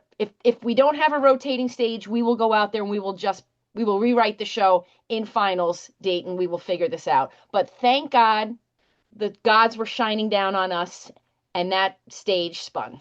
Wow. Yep. That's crazy. I remember Mhm. JMU Nuance, their water bowl broke in transport to Dayton, and they unpacked their trailer when they got to the hotel, and there was a big hole about the size of a football for their water bowl for their whiskey show, and they're like, so they spent 12 hours overnight trying to fix it, and Yeah. Unbelievable. Oh, wow. I couldn't imagine showing up to Dayton and the main focus of your show, your main prop, doesn't work. Well, can you put us in touch with their staff? Because we'll all have drinks. Yeah. Yeah, absolutely. Yeah. They had this whole video, like they woke up the performer that fell into it like at 1 a.m. They're like, come downstairs. They filled it with water and just Oh my God. let's see, can it hold your weight? And so for prelims and semis, they didn't put water in it. Oh, So she didn't do the fall or anything because they're like, we just need this to hold for finals. Okay. And Once. then finals, they just let her go. They're just like, whatever. Okay. If it breaks, it breaks. You know, we got towels. yep. Well, we're going to be Oh, best friends with wow. them. The rotating, because that thing was huge too. That stage was huge. Yes, Yeah. it was 18 feet by 18 feet square. So when we got 16 performers on that, each performer had about 18 inches of Oh performance wow, I space. didn't think about that. Yeah, Yep. and twirling with that flag feature at the end. Mhm. Yeah, I think it was the first two shows of the season we didn't rotate the stage. We did the flag feature just facing front. And then we started rotating the stage later in the season for the flag feature. It's a very popular clip. So, what is your design process like? So, when are you starting the planning stages for indoor, and like who all is involved? How do you make the final decision of okay, this is what we're going to do? Like, do you have the PowerPoint meeting, or do you have like the staff retreat summit, like up in the mountains where you kind of do the powwow? What's the system for picking and choosing the show? It's definitely more on the staff retreat side of things. We usually get a meeting together, not too late in the springtime or early summer. We'll all get together, and it's super collaborative. Those of us who are wacky enough to stand up and present some ideas do so. It's pretty diplomatic. There's usually some sort of a voting process, but it feels very organic. When I say voting process, I don't mean anything formal. It always just is instinctual. I mean, Scott, I don't know if you agree, but it feels very instinctual that we all just seem to gravitate to one or two ideas every year. And then it becomes a race of who can get the most creative with that idea, or they'll cringe out because I'll say, oh, you know what we should do? We should do a prop that looks like, and they'll all just be like, no, no, They're like, no. oh God, here she goes. Here she goes again. Totally okay. But I feel like it's just a really organic process where we all just share ideas about a show. One or two naturally rise to the surface. And we typically come to a conclusion super organically because we all share the same dang brain. Yep. Yep. Yeah. Did any one of you come up with any of the show ideas that like did somebody propose the frogs or somebody in the call here, or I'm just curious if That was Scott, I was frogs. frogs. Scott did frogs. I did bats. Scott, I think you were spiders. I did spiders. I was 911 last year. Yep. I did the stress one. You did stress. I think you and I must. Hitchcock was kind of a collaborative, I think, amongst Yeah. everybody. Yeah. And you and I both were dying to do the Robin Williams Oh, show. yeah. So Scott Robin and I Williams, have been talking about Robin Williams for years and years and years. Was that 3 years ago? Yeah. the show was, yes, when we did it. Years Yes. we were dying to do, but we really needed to wait for the right group of kids. You cannot do Robin Williams show with just any color guard. We needed to have die-hard nutball lunatics that would do Robin Williams justice because that show had to be done a certain way. It had to be done with class. and it had to be done Mm. all in full commitment. So Scott and I just knew when that class of kids came in, we were like, this is the Robin Williams kids. And so that year was probably the easiest. Yeah, I would say we had that show probably in our back pocket for about 5 years Yep. before we pulled the trigger on that. Yeah, Mhm. I mean, we usually, like Chris said, we meet in the spring. There's times when we've sat around a table and go, this is it, and then the conversation's over. Like we've Mhm. literally had years where that, and then usually, like Chris said, it gets down to a couple. Jen will start doing some sketches for different ideas, and then I would say we usually try to pull the trigger. What do you guys say? End of July, early August by the Yeah. Oh absolute. yeah. Oh, yeah. By Yeah, the Yep. by the usually if we've started to design a weird prop, we try to get that ready to go and start talking to the parents in September on that. We have two more staff people that are on tonight that are weapon tech. So it's all of us that sit down and we work it together and kind of decide where we want to go. it's kind of a nice thing because none of us is cut off from being able to contribute to the creative side of things. Everything is received and thought about and discussed. So in that respect, it's good. It works really well for us. I just Yeah. think that that's Yeah, true collaborative effort. Yeah. right. But again, I think it goes back to us being a really unique situation where our core staff, we're very, very close friends. And I think we have a lot of respect for each other. And there's not a lot of infighting with us. It's just a pretty supportive, democratic environment. And to that end, I credit Scott because he's really, as the director, he's really the one that sets the tone from the top. And, I think he's somebody that he appreciates, collaboration and free thought. And it's worked for us and we've been successful. So if it ain't broke, I mean, that's probably why you've lasted this long, right? yeah. Well, and I think the other thing is we trust each other because there are times when we make a decision that one of us is like, oh, I don't agree with that. I don't think that's the right color. There's a very famous flag in our history that I still to this So day don't that, like. But I succumbed to the moment and it was beautiful and it was incredible and it's very famous. But that was all Jen. Jen was, Miss Color Theory and she was on it. And I was like, I can't get on board with this. But Which flag was it? I want to know. I'm nosy. Which flag? the year we did Crescendo of Courage, which what was year? our World maroon purple class floor. velvet floor. Yeah, it was Okay. our very, very first year in world class, Seven. 2006, Seven. yeah. Court Yeah. cream colored uniforms. It Was was that the all, red floor? yeah, it's like a Purple. purplish Oh, color purple. floor. Okay. We had a stage in the center, the three triangles in the back. The very ending flag is a green with like an avocado and lamé. I couldn't get around the avocado myself, but And but that's it's the other thing is that I don't think we always all agree 100% on every decision, but we know that if the majority feels strongly about it, we're not going to hold that. You know what I mean? Like that's the beauty, I think, of our collaboration.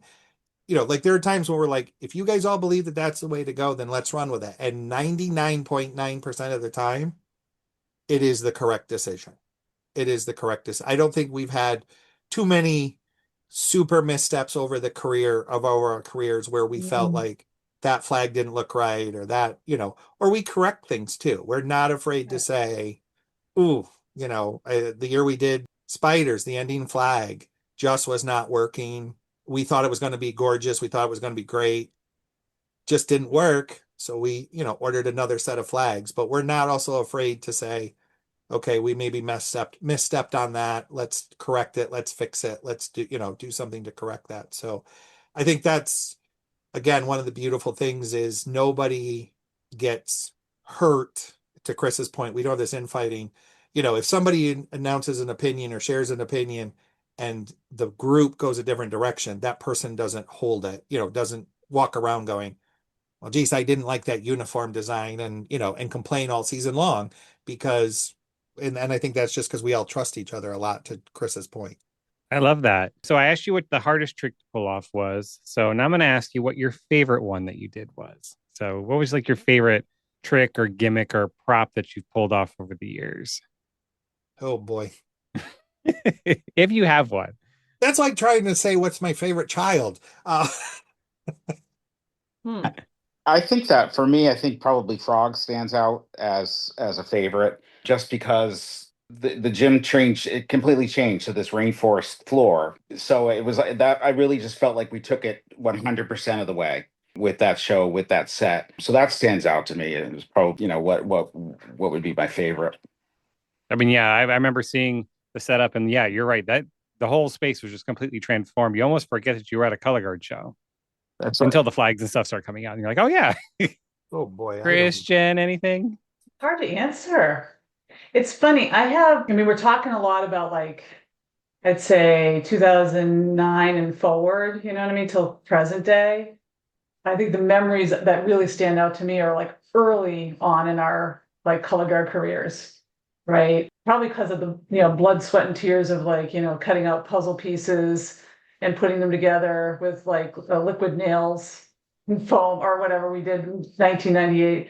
So prior to doing Hitchcock, we did a show in 99 that was called Psycho. Yes. And we feathered in voiceovers from Norman Bates and all this and that.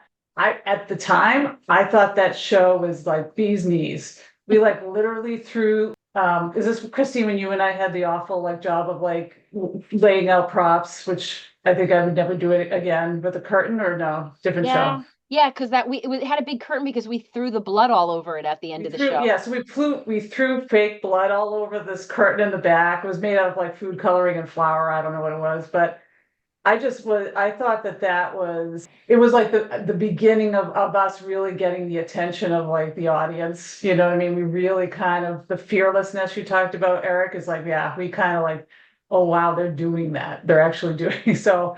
I just really like that whole year and the development of the show. So, but I don't have one favorite. I just like that. Kind of where you found out, like, yeah, this kind of like, oh, this is who we could be. Like, we could be this guard that does all this cool stuff. Yeah, that Yeah. first year. Yeah. That's always going to be a favorite of mine too, Jen, for the same reasons. That's back when nobody, not only did they not know who we were, they couldn't even say our name. And yeah, that was the first time I felt like we were young, right? Like we were like 20 nothing years old. It was like maybe our second year out, or Yeah. that was the first time that we felt like, oh, we're really doing something cutting edge here. And I think that created our identity as a staff. Like moving forward, we never wanted to do something that had already been done on the floor. And so, yeah, that's always going to be a favorite for me. And I think I'll always be emotionally attached to the Bat Show, just because I still remember laying in a boat, staring up at the sky in Texas and watching the thousands of bats flying over my head and thinking, this could be a color guard show. And watching that come to fruition and watching that win a gold medal at WGI for me was just, that will always be an emotional attachment to that show too. Just because I think, who looks up at the sky and sees a bat and says that could be a show? So for me, it's like, that was cool. That was a really cool experience bringing that idea to life. What about you, Scott? Do you have anything, or are you just gonna? You can pull the "I love them all equally" card. That's Well, okay. I'll be honest with you. I mean, I think we've had some really cool prop shows. Probably one of my top shows that I always feel very emotionally attached to was 2007, our first year in world class, because we had no idea what we were doing when we got to world class that year.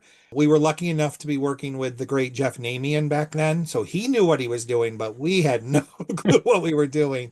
And I remember going to the Salem Regional. We just exploded. It was bad, bad, bad, bad, bad. Terrible. And I mean, we had a saber soloist. The saber went, 25 feet across the floor. She had to make up a whole dance part. And that was the year that Cheshire, Trumbull, and Shen all had medaled and opened the year before. So there was three brand new Northeast world-class color guards. And we came in third at the regional. And we were like, okay, we're just figuring this out as we go along. And a lot of people said to us, just keep doing what you're doing. The bones of the show are there. You just got to get the kids to do it. And we went to the Indiana regional, which back then there was only one, and it was later in the season. And we were ranked 17th going into that regional, and we were happy. We were like, oh, we're a semifinalist. This is great. And The kids went out and blew the doors off the place, and we ended up beating Center Center Grove. Grove in prelims in movement. For us, that was just like, we have arrived. We don't know what we're doing, but we just beat them. And then coming out of that regional, the kids ended up ranked seventh. And it was just, I mean, I love that show because it was just, we didn't know what we were doing, but we just, every day we came in the gym and, we were creative and we came up with new ideas and, the kids just bought into it. We had 9 new kids on the guard that year, which was one of the biggest first year classes we'd ever had. So that show means quite a bit to me from that standpoint because it was our first venture into world class, which I think when we all started teaching back in the late 90s, I don't think any of us, I mean, I will say that I never imagined winning a medal at WGI, and I sure as heck never imagined being in world class. We sat down behind James Logan that year and they turned around and they were like, "Who are you?" And we're like, "Oh, we're Shenendehowa." And the little girl They turned didn't know back who the around and hell we went, were. the little girl turned back around and went, because they had won like, 7 years in a row at that point. We're like, They oh, had no idea we're who in year was, round. We're gonna yeah, be they didn't know competing who a against you. 17th place color guards were. They just knew So it was just a very surreal experience that first year being in world class, to literally be, standing, talking, to people from Logan and Avon and all those places. So that's probably the most exciting and memorable one for me right now. But it's hard because there's such incredible moments from so many of our shows with so many of our kids who have done such an incredible job. So Yeah, absolutely. And you know what? You've made a name for yourself now. Everybody knows who Shenendehowa is, especially after this past season, which we need to talk about with your show, I See Dead People, all based off The Sixth Sense, obviously. Like, I got that immediately when you were setting up and I heard the show title. I'm like, I know what this is. And you have these fans on the floor. That's what I called them. And I'm like, what are they doing with these fans? And then, we get about a minute into the show and I'm like, oh. And then we get like a minute and a half in the show. And then all of a sudden there's holograms of dead people all over the floor. And the entire audience loses their mind. How'd you come up with this idea? How'd you come up with the let's do The Sixth Sense? And how did you come up with the holograms? well, it's a technology that I've been actually watching for about 2 or 3 years, trying to figure out what to do. How could we integrate it into a show? And knowing that we were potentially going to be on the even smaller side than what we sometimes are, I was trying to figure out how to make us look bigger on the competitive floor, particularly going into world class. And, I kept struggling. What's the concept? What's the concept? What's the concept? And to be honest with you, I don't remember why I stumbled across Sixth Sense. But I mean, I had always been thinking ghosts, or at one point I had thought about video games. What could you do with those holograms? And Chris and I actually went to dinner because, we had gotten promoted to world class and we were like, oh boy, we got to start planning now. We got to start drinking now, right? Totally, we were We were panicking. talking a lot about the whole program and, training and how do we take regional A kids. And it was a lot of that side of it. Then towards the end of it, Chris was like, what are we going to do for a show concept? And I was like, I have an idea, but she was like, we got to pitch this to the staff. I totally cut you off mid-sentence. Like Yeah. he got to the part where he's like, so I was thinking we could use these maybe to the movie Sixth Sense, and I was like, stop. It's genius. That is our show. You don't even need to pitch me your other ones. That's it. We're done. That's the show. It's so brilliant. It is just a brilliant way to use that technology and such a throwback, right? Like when we presented the show to the kids that it was going to be the movie Sixth Sense, we only had one kid even like remotely know what that even was. I mean, these kids weren't even born, I don't think, Yeah. when the Sixth Sense. I didn't realize the movie was that old. I was looking it up because I was like, oh, they're doing The Sixth Sense. And I'm like, wait, this came out in 99. Like, Yes. I'm like, Yes. this movie's 27 years old, which to me, I'm like, it doesn't feel that old, but it's just like, wow. I mean, we all grew up on Bruce Willis and movies and TV shows, and now they only relate Bruce Willis to an older man in the news for unfortunate health reasons. They have no concept of what he was like in the 90s. So in typical Shenendehowa format, they held a sleepover and they all watched the movie to even understand what it was we were talking about that was going to be their show this year. I bet that was a lot of fun. The older we get, the more we realize that the kids relate less and less to our stories and our Yeah, well, they didn't know concepts. Robin Williams either. Yeah. So, Yeah, yeah, even Robin similar. Williams took Wow. significant research for some of them. Yeah. Yeah. Yeah.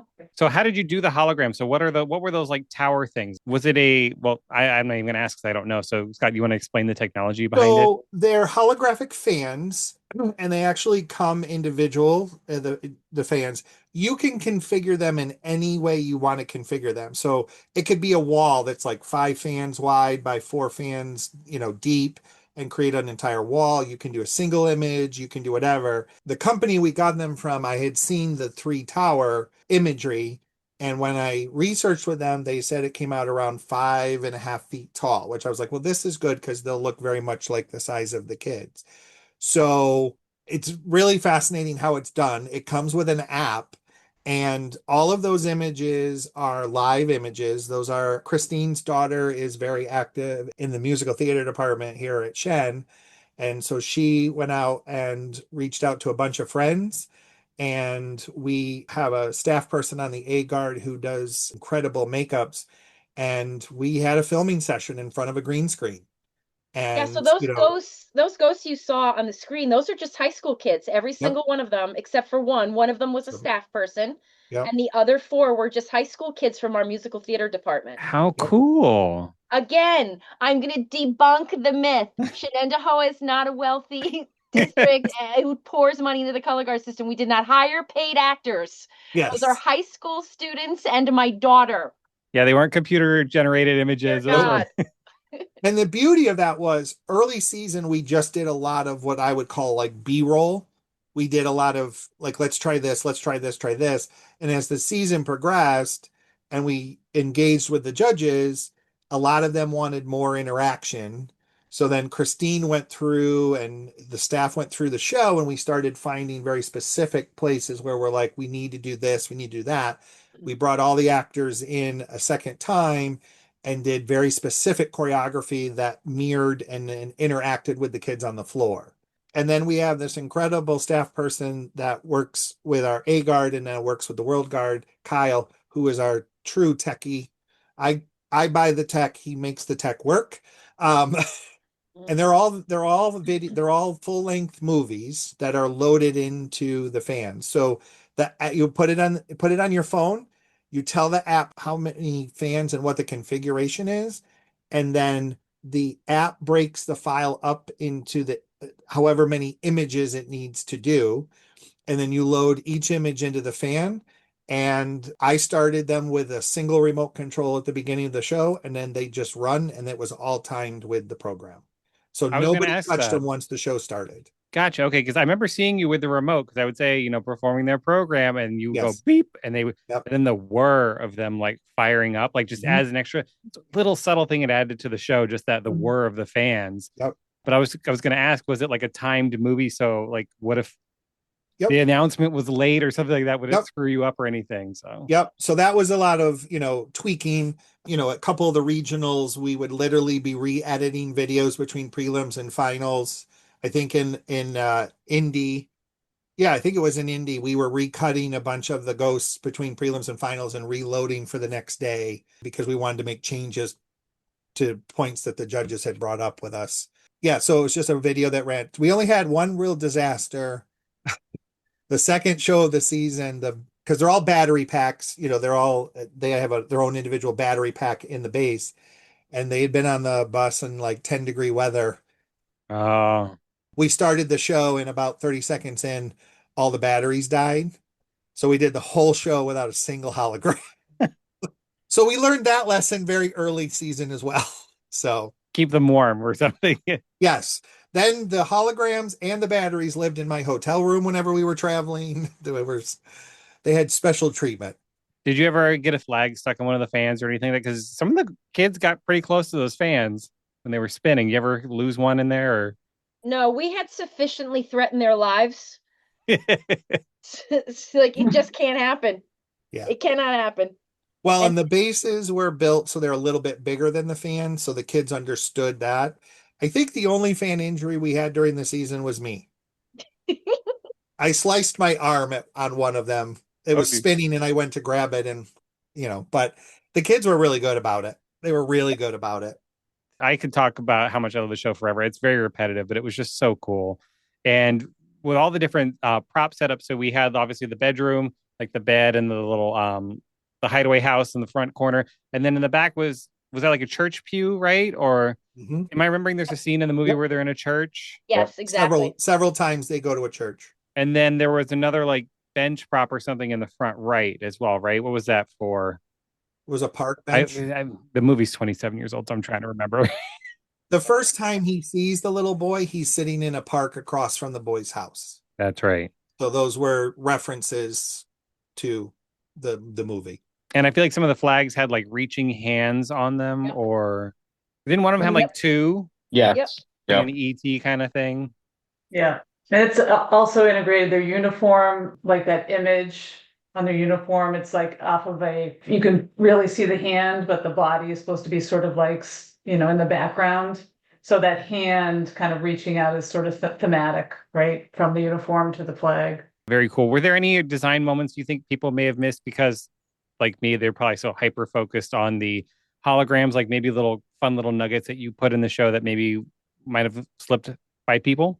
I think, Eric, you should go back and watch the movie and you should watch for the little red Easter eggs and then watch our show again. Oh, little red Easter. Red is a big theme. Red is a big theme, and there's a reason why we put some little Easter eggs in the show for that. So those are like for like the diehard fans of the movie, they would pick up on these little details in the show. And you know what? I will rewatch it. Red. Okay. I'm gonna watch it and then I'll email you and be like, "Is this was it this? Was it this?" I'm sure the kids loved it, right? The kids loved the concept, and once I knew what the movie was, I no, yeah, they went and watched the movie, and I think, we don't do a lot of creepy at Shen. We do a lot of pretty shows. I mean, we can do a jail show, and it's still somehow their movement is still lyrical. So for them, this was like a big change in movement style for them, and they don't get a lot of that. So I think the creepy vibe was super fun for high school kids. And for us, having to bring up kids from Scholastic Regional A and kind of ask a big jump, frankly, out of them, it was super tangible as a character, relatable, tangible. What kid doesn't love a good horror movie? Yeah, I think they loved it. What about you guys? I think so. I don't feel like there was any time where we really had to pull out any kind of performance from the kids. They just kind of latched onto the whole thing very early on and went with it. So it was never really an issue. that's awesome. Did you get a lot of recognition when like we were at WGI? Did people go around being like, "Oh, like you're the hologram guard"? How did you guys do that?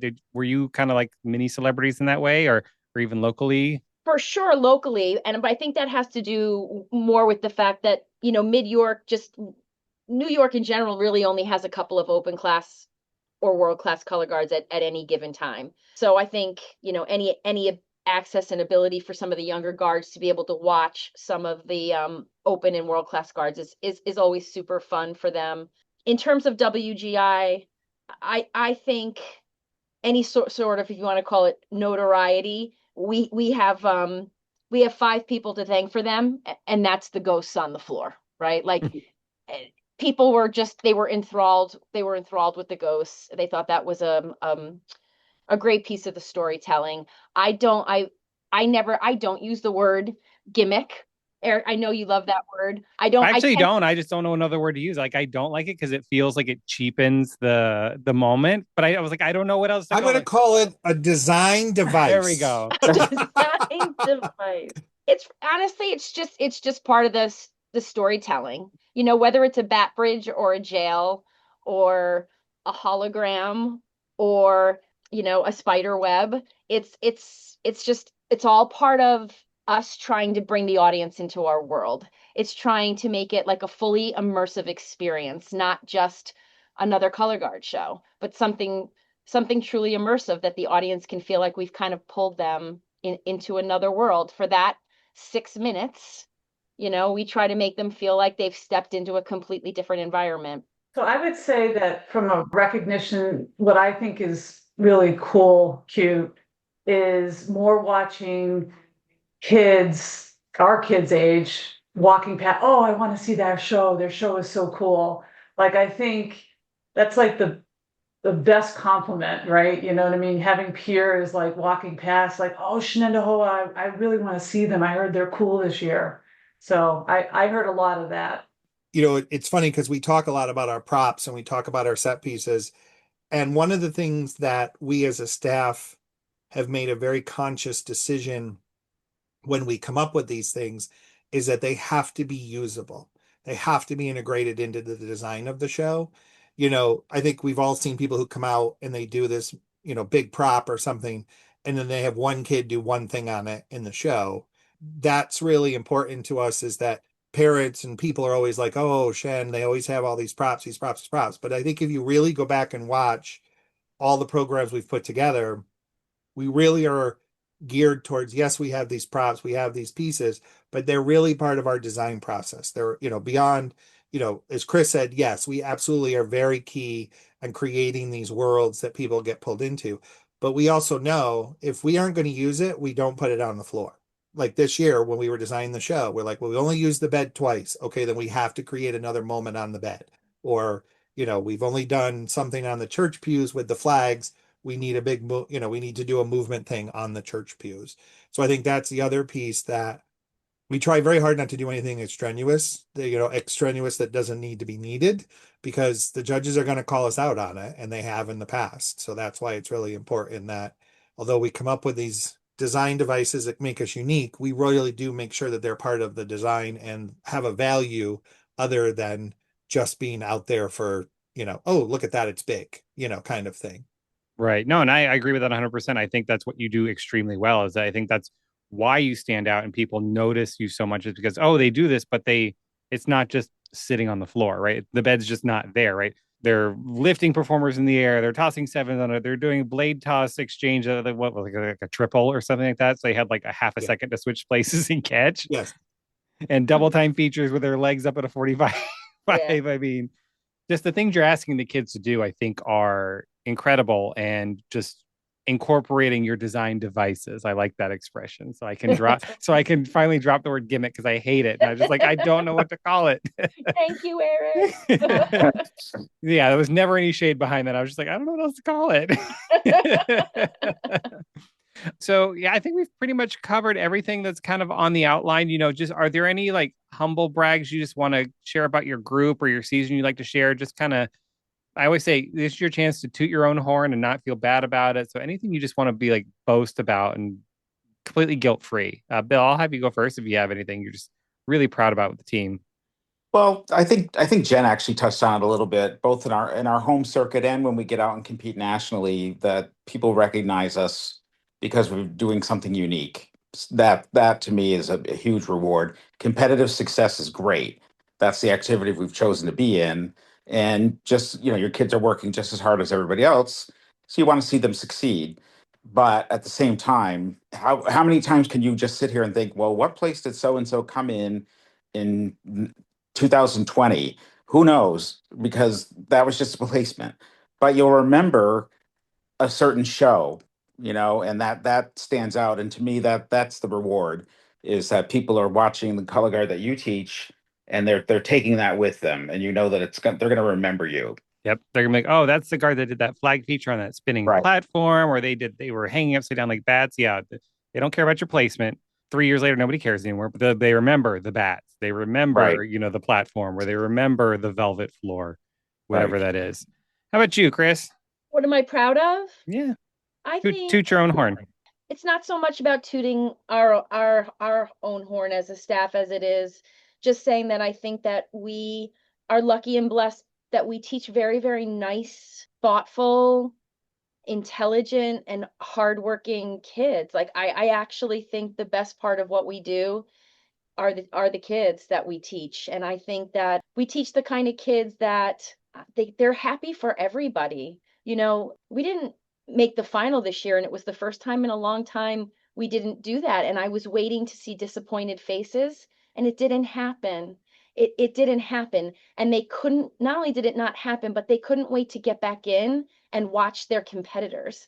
And they were super eager to learn. Some of them were taking notes. You know what I mean? Like these are just good, hardworking kids, and we're just gonna always continue to show up for them. That's awesome. Jen? Yeah, I guess it's funny when I was, thinking all the, the outline that you kind of gave us and thinking through like the 30 years in the shows. I mean, it is impressive that we've been together as a staff as long as we have and that we continue to find ways to be unique, so I guess I'm really proud of us for what we've accomplished so far. And I know that we'll continue to, regardless of classification and, where we go, it will be to bring unique, exciting, fun performances. So that's my brag.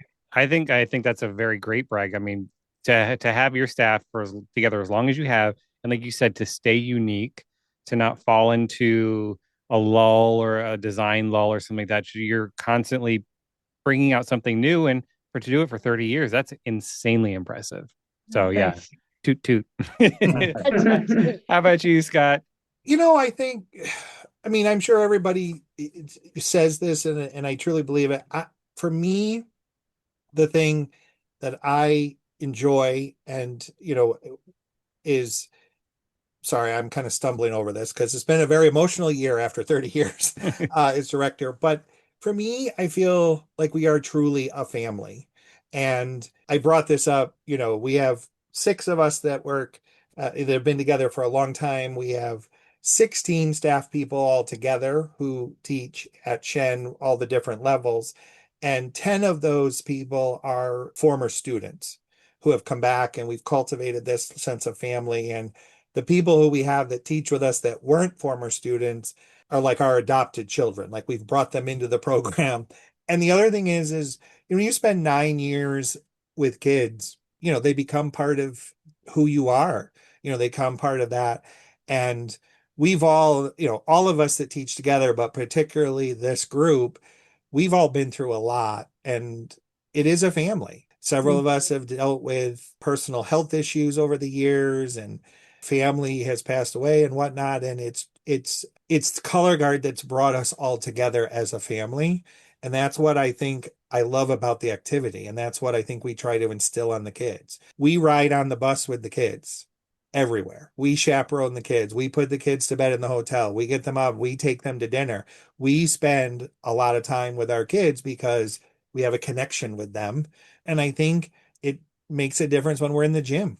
I really think that it makes a family atmosphere of camaraderie and, to Chris's point, the safeness of the walls versus a business transaction of coach student. I think that's one of the things that I hope that we've cultivated at Shen. And I'm not saying that other groups don't have that, but I know at Shen, this activity has brought us together as this giant, Brady Bunch family of all these people.